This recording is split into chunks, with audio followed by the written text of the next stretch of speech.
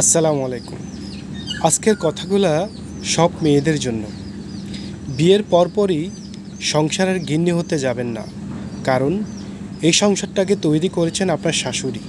তাই তাকে নিজের আপন করে নিন, তাহলে সব আপনার। রান্না করতে গেলে শাশুড়িকে জিজ্ঞাসা করে রান্না করুন, প্রয়োজনে তার পছন্দের খাবার রান্না করুন। অবসর সময়ে একা সময় না কাটিয়ে শাশুড়ির সাথে তার বিয়ের পরের কথাগুলো জানতে চান। এতে আপনার শাশুড়ি পুরনো সব স্মৃতি ঘুরে আসবে, আপনাদের মধ্যে বন্ধুত্বের সম্পর্ক তৈরি হবে।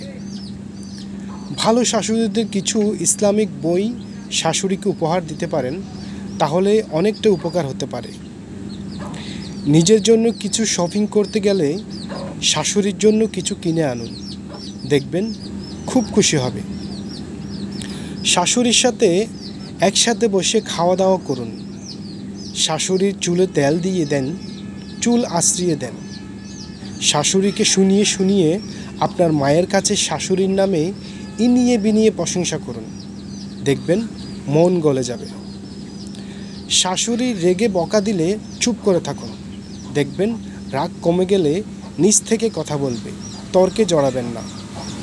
শাশুড়ি অসুস্থ হলে সেবা করুন। বাড়ি থেকে বাইরে গেলে শাশুড়ির অনুমতি নিন। বাসায় ফিরলে বাহির থেকে শাশুড়ির প্রিয় খাবার কিনে আনুন।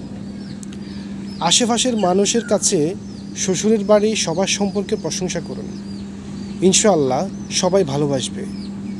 আর শাশুড়ি কখনো মা হয় না, এইসব ধারণা মুছে ফেলুন। সব মানুষ একরকম হয় না, তাই মানিয়ে নিতে শিখুন।